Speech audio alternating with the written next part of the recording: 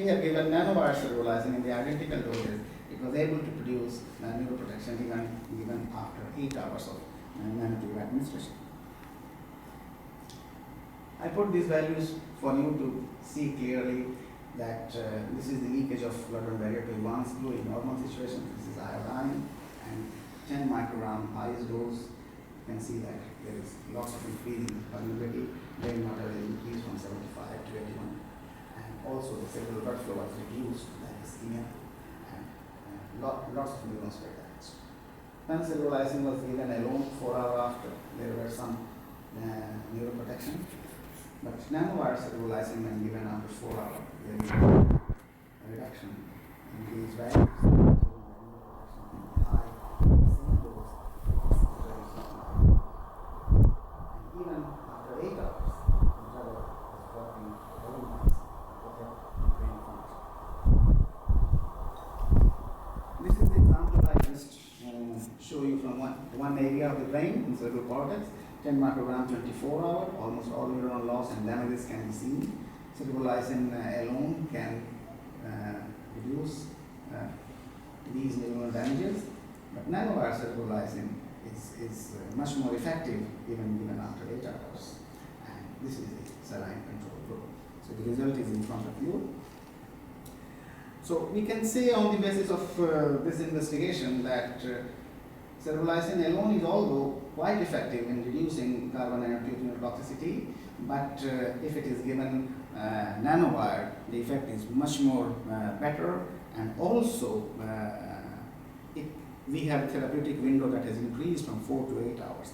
And I think this is very important from a strategic point of view, because our military personnel are often injured in the battlefield and they should be transported to the hospital for special treatment if required. So the future perspective is that nanowire cerebrolysin may have potentially role in medicine. Of course, commercialization of nanowire cerebrolysin is needed. That we are working with the Philippines government, and we have to work more about that.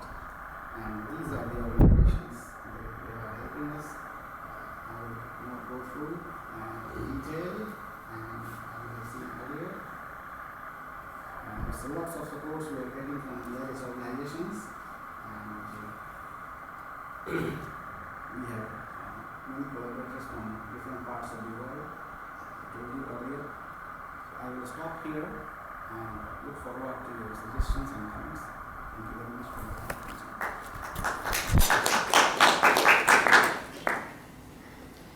Any questions or suggestions?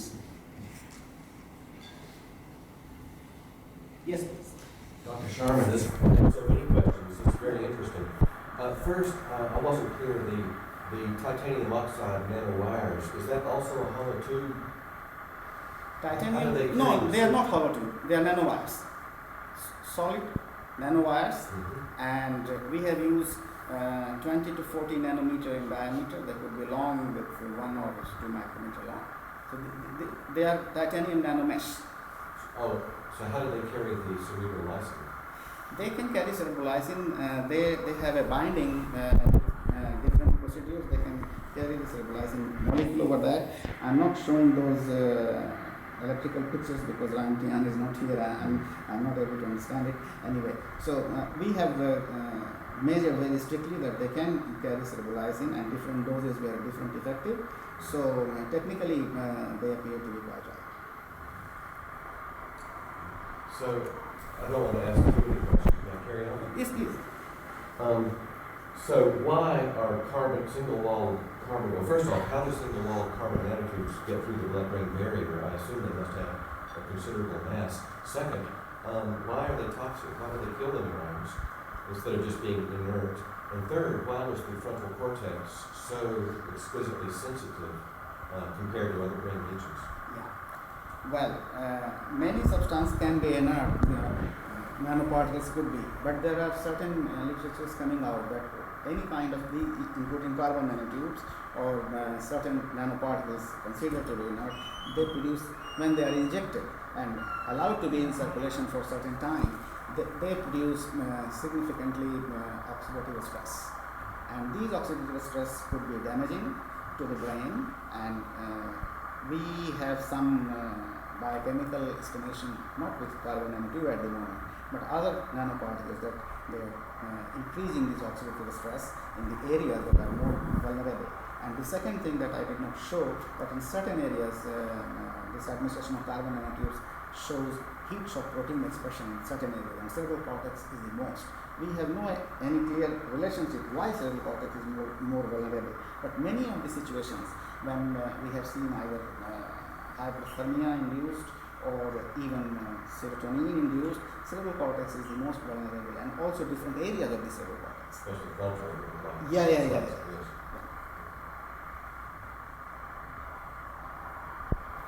Any other questions? Yeah. I'll let this be my last one. Carbon nanotubes, or for that matter, titanium oxide nanowires, would they be especially effective for glioma, where there's a leaky or very porous blood-brain barrier? This is a very good question. I never thought about that. Some of my colleagues are interested in nanomedicine, nanoparticles, or nanoparticles, and their claim is that targeted delivery of large-size nanomedicines should be especially efficacious in tumors, which have very porous blood vessels. And I think the same is true for glioma. Yeah, but what we can see that whenever these nanoparticles are producing leakage of the barrier or neuronal injuries, the astrocytic activation is also very much pronounced. This is our experimental finding. But we did not develop any brain tumor model so far to study that, but this is a very good point.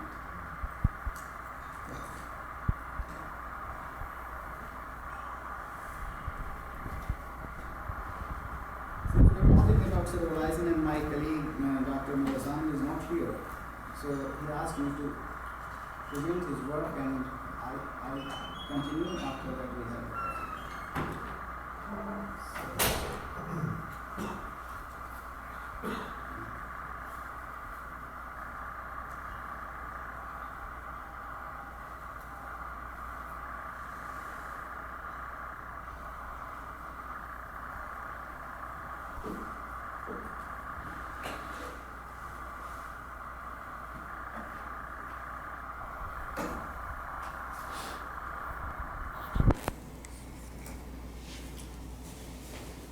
So this work is also in very similar line, and here what we do that we believe that any kind of neuronal injury, trauma will occur.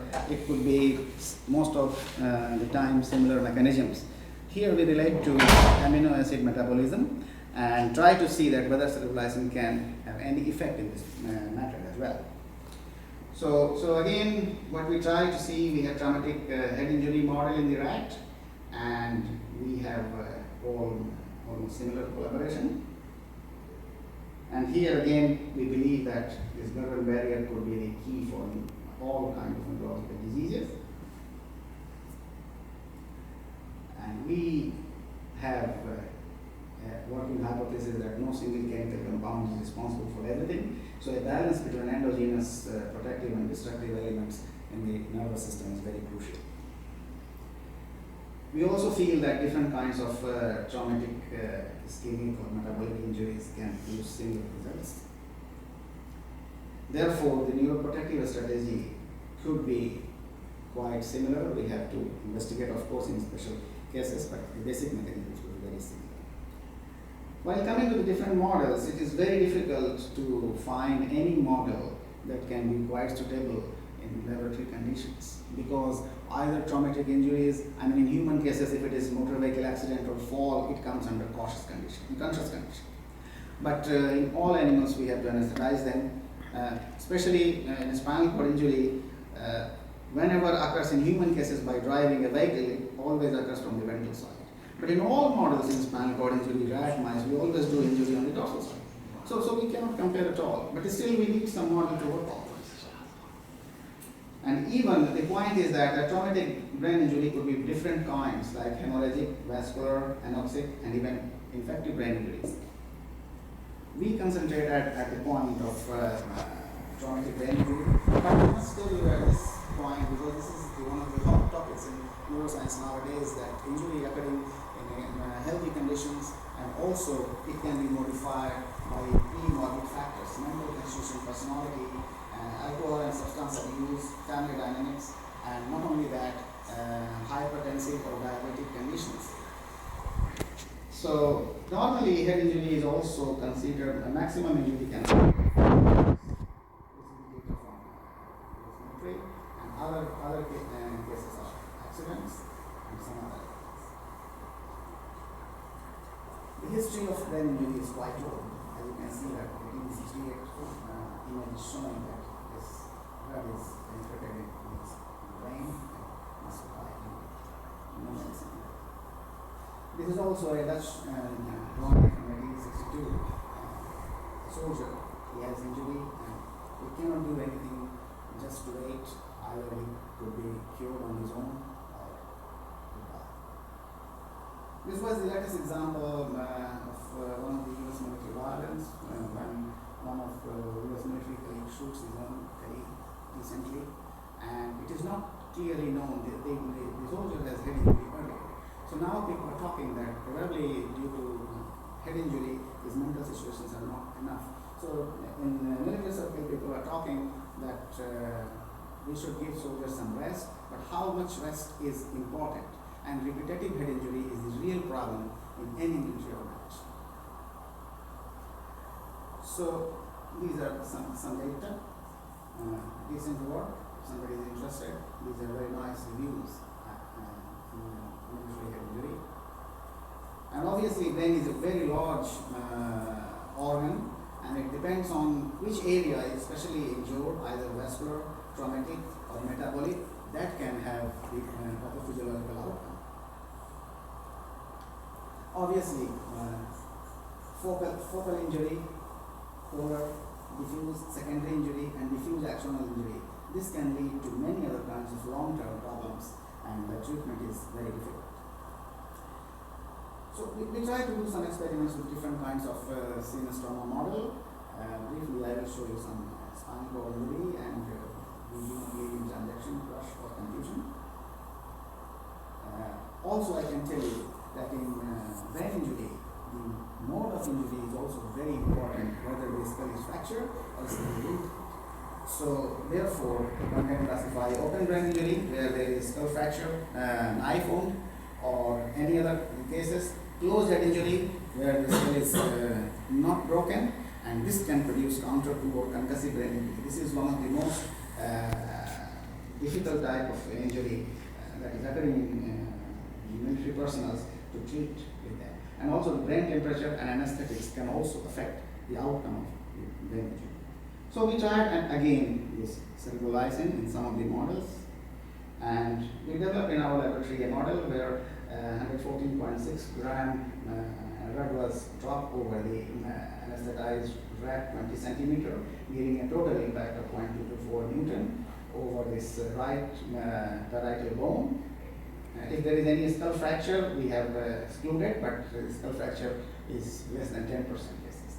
Then we compare with the same, we have opened the skull, both sides, and making a longitudinal incision. This is no more compatible with clinical cases, but this is just to compare the two different kinds of injury, although the forces of the injury are entirely different. So in closed head injury, what we can see that the left side is much more damaged, complete loss of neurons compared to the right injured side. And this is just an example treated with serotonin antibodies. It is very difficult to treat the contralateral side, although the injured side can have some better picture after the treatment. The open injury looks like this. We have a lesion here, and this is treated. We have topically applied antibiotic synthase antibodies. So this is much more better. You can see that this can be treated, but the magnitude of untreated injury is like this in 5 hours. Tested at the electron microscopy level, even nitric synthase antibodies was quite able to reduce the blood-brain barrier leakage and neurobiology, whereas the untreated can have many more damage in the neurobiology. The model in spinal cord injury, as I told you, this is a longitudinal lesion of the dorsal wall, because we wanted to study the changes in the gray matter in the injured and uninjured side. So this is an example of leakage of albumin. This is much more in both the sides, left and right, but the injured side is much more leakage. Obviously, when we manipulated these things with nanoparticles here, in this case copper and silver, we can see much more leakage compared to the saline treated injured groups. The same thing is happening in cell injury. If the animals receive nanoparticles before the trauma and damage is much more severe at the same time. This is another example. There were slight differences between silver, copper. Aluminum was least effective as compared to saline. So the point is that if the animals are intoxicated with nanoparticles before an identical trauma is given, the damage is much more. And the another way that we are now working that nanowiring the stem cells, and this is not my result. This is taken from another where silicon nanowire was used, and when they were leveled with stem cells, they can survive for much more longer period, and they can have much more beneficial effects. So some of these aspects were just summarized in recently completed volume, CMC work to disorder web targets.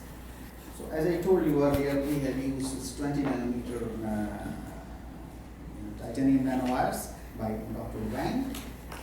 And what you can see here, that this is 5-hour spinal cord injury given with silver before and silver with cerebrolysin. You can see this is more severe, but cerebrolysin alone is good but not very good compared to the nanowire cerebrolysin that is doing much more better as compared to the either copper or silver treated animals after injury.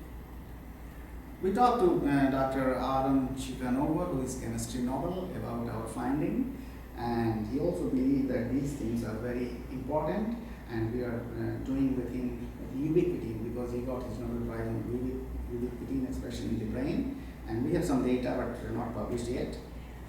So some other example, I can show you that when we have given cerebrolysin in this spinal cord injury model, we are able to reduce the loss of amplitude that is always occurring immediately after injury in untreated group.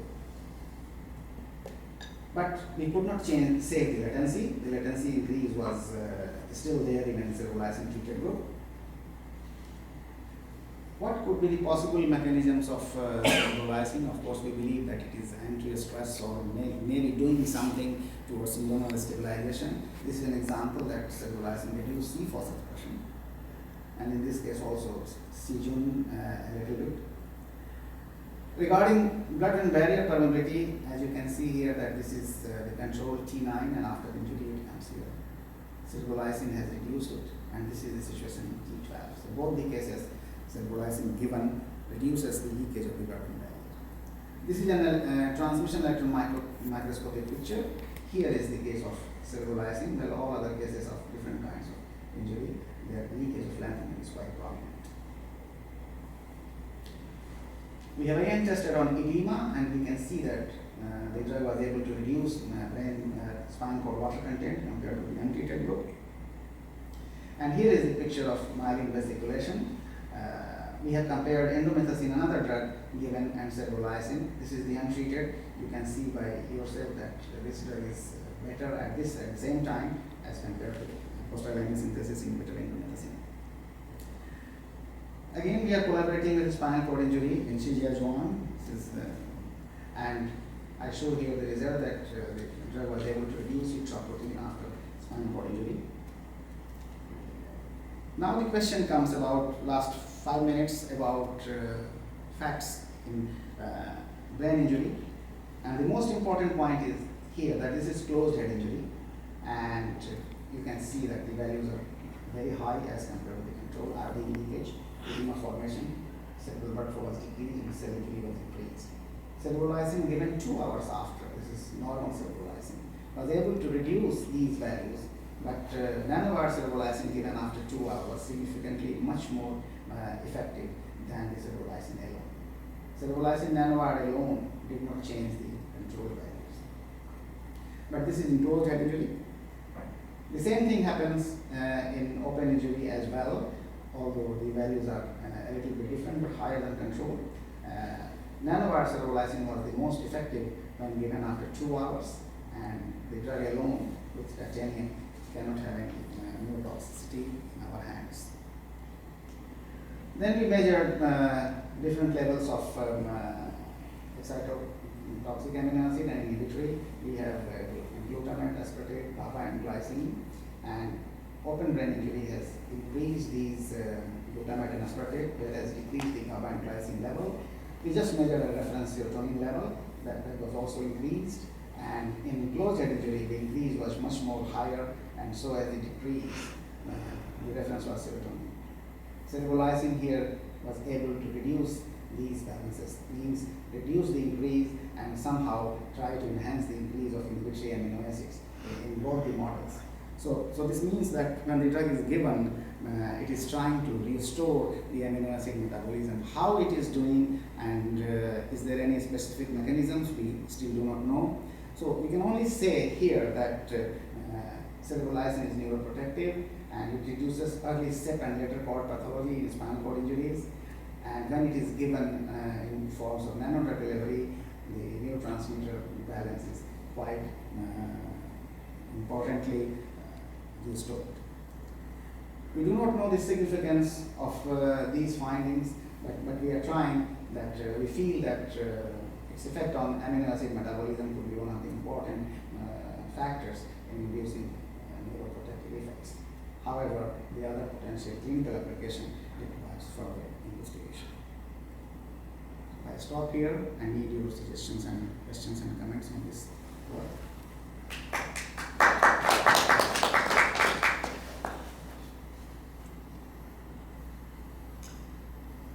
Please.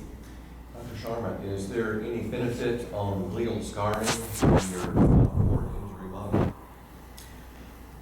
Our experimental limitation is so far 2 days, and I think glial scar could be developed, I think, in weeks. All right, right. So at the moment I cannot say, but we are developing this model in China where we can allow our animals to at least 4 months. Mm-hmm. We have just got the permission from the government.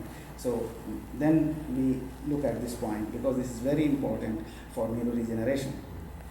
Now your scar on the spinal cord was longitudinal. Have you done transverse transection or hemitransection?